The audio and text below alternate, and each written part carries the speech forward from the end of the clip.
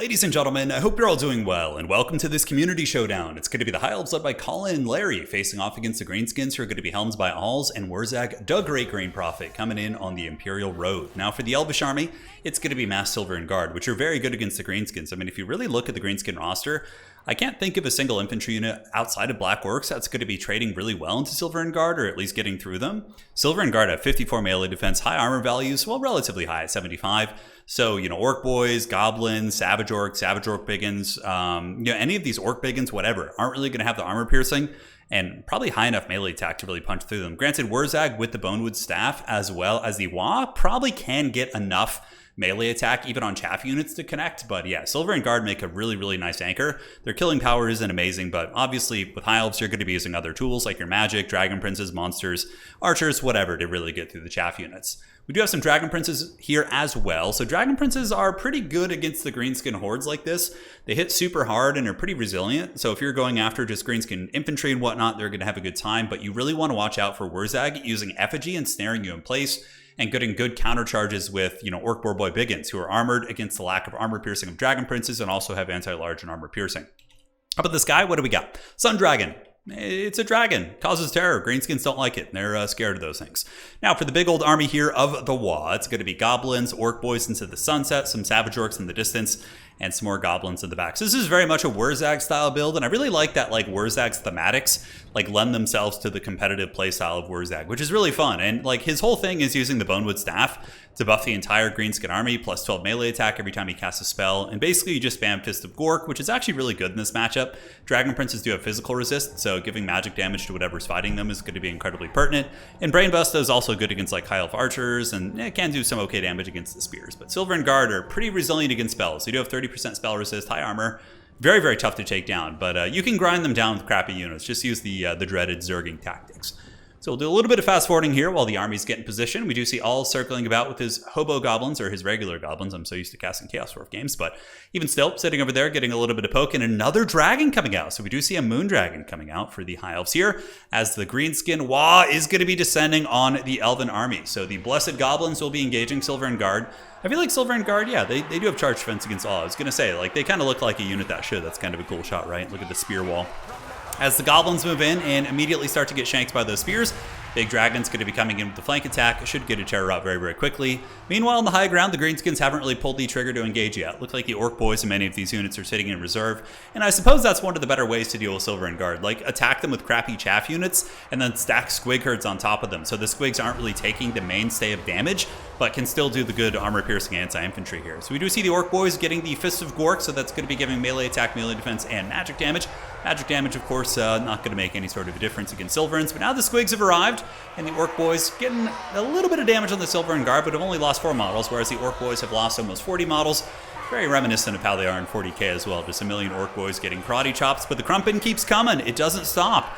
As the High Elves looks like they're going to be getting tagged by some of the Spin and Loons, but of course in the classic Greenskin fashion, they completely miss and hit some of their own friendly units. So the Elves are holding back the onslaught. Looking at the value trading, Colin is a little bit ahead, using his dragons to fold multiple parts of this formation. We do see the Greenskin Wa using their Meiji Marauders and other Daka units to try and shoot these dragons up in the sky. And it looks like there is going to be a big old headbutt going down right there. No, that was actually Brain Buster. And ooh, nice breath attack right there by Colin. Beautiful. Hits the Squig herds and the Orc Boys as well. Now, Broken Tusk Mob has been called in. Great choice from Alls. The Broken Tusk Mob will help you answer the dragons if you can find them in open field, and will also be a feasible counter against some of the Dragon Princes. Dragon Princes appear to be using up on the high ground, just running over some of the loose, Goblins and Orc Boys and, whatever else is up there. Is that another dragon? Did we get another Moon Dragon? Did we have 2 Moon Dragons and a Sun Dragon?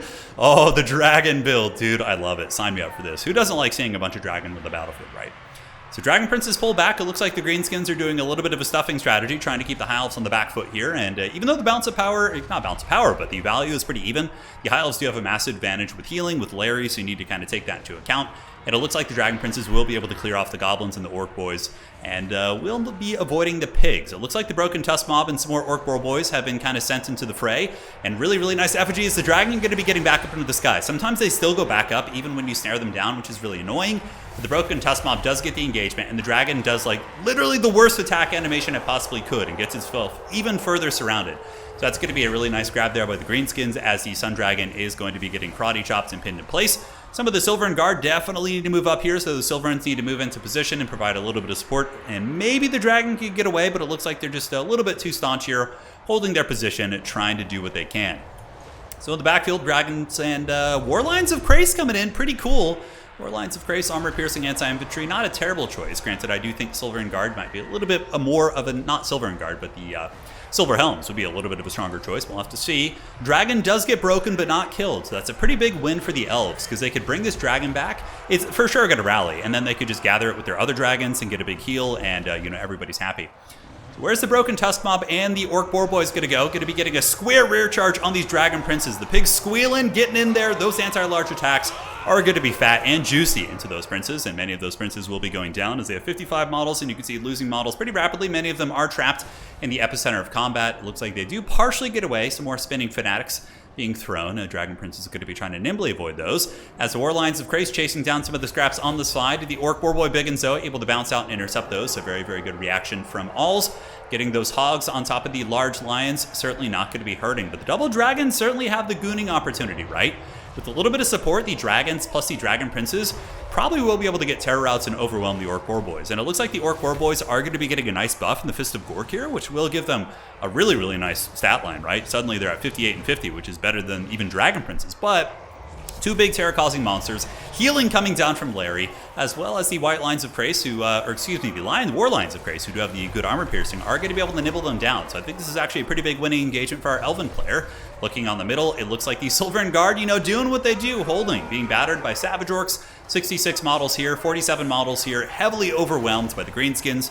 Obviously, the Greenskins do have the middle point, but they have been able to hold, which has kept some of the pressure off the back objective 3, allowing some of the dragons and monsters to get a big, big momentum shift. And honestly, the value is probably going to be favoring Colin after that engagement. With the healing that he got on his dragons and Dragon Princes, especially if he's able to stabilize the Sun Dragon back here, I think this High Elf Death Star might be a little bit too gnarly here for the Greenskins to handle. We'll have to see. Breath attack going down, not bad damage from the dragon. We do get the Warlines of Krace being brought in. The anti-infantry will be useful, but the thing about Warlines is they do have, not the best melee defense, and their armor is pretty low, so if they get in sustained combat against high DPS units like Savage Orcs, yeah, they'll do okay with their bonus versus infantry, but in my experience, the Savage Orcs will trade back into them pretty effectively, whereas you probably want to be using Warlines of Krace stacked on top of Silverens to give them a little bit of durability. But they look super cool, so here they go. Narnia all up in this game right now as they charge into the Savage Orcs, clawing them into another dimension. But like I said, Savage Orcs returning the favor, and they're a much cheaper unit. Savage Orcs cost like 200 or 300 gold less, so not going to be the best engagement for the Narnia lines down there. Savage Orc Boar Boys getting absolutely torn apart by the critical massive monsters and the Dragon Princes, and it looks like another unit of Princes has been called in. And you got to watch out for Wurzag. He certainly could get gooned. It looks like the Wild Hogs going to be calling in mass Savage Orc Boar Boy Biggins and Orc Boar Boy Biggins to try and drag down the new prevalence of High Elf Mass. And the Waz going to be resounding in the Imperial Road in the valley. I'm sure the Cathay citizens sitting up in the walls, and no, not all, but I guess over in the countryside here, like, what the hell's going on over there? That's some wild shit. But even still, the dragons might be able to kind of anchor this. We'll see in the middle, Silver Guard pushing out, and we do see these Storm Riders on the Storm. Pretty good choice when you see our opponent summoning in a bunch of cavalry units, obviously having these anti-large spears that also serve as an archer unit against the Savage Orcs, I think is going to be a very wise choice. But the way the High Elves are playing, they're going to really have to kind of anchor on this back objective and get enough victorious fights that they're going to be able to push out with a critical mass of momentum and just triple cap their opponent, because the Greenskins have held those two objectives for a long time, and the High Elf killing power outside of this monster blob isn't going to be super good, right, with the different spears. And the Storm Riders did move in, but they moved into Savage Orc Boar Boys. These guys hit very hard, charge bonus of 73, and the Bonewood Staff giving them 48 melee attack, and man, these High Elf archers are just being absolutely tossed around. Brutal, brutal stuff. Now back towards objective 3, High Elves are holding on to this one, but man, this is a true WoW. You can tell that Alls here is a true war boss with the Greenskins, as his pigs and hogs just kind of dance in from all directions. And we do see the two dragons still holding it down, man. I love to see dragons being used. They're a unit that's, I don't know. I've always been a little bit on the fence about them. I don't really play elves myself. I just don't enjoy the playstyle too much. But, yeah, I mean, breath attacks are pretty good, and their stat line for what they are isn't terrible. But I just, always find myself getting him trapped on the ground. And I'm always like, I just can't get him. Can't get him going, man. Don't know what it is. So more Spearmen are out, and it looks like these Storm Riders did survive the onslaught of the Wild Hog. Spearmen going to be buffering against the Savage Orcs. and the Orc boys, as the High Elves do call in more Silver and Guard to try and get a little bit of ground. But yeah, I do think that based on what I'm seeing, the Greenskins are going to start losing battlefield momentum, and the High Elves are going to be kind of tipping the pendulum back the other way. But is it going to be quick enough is the question.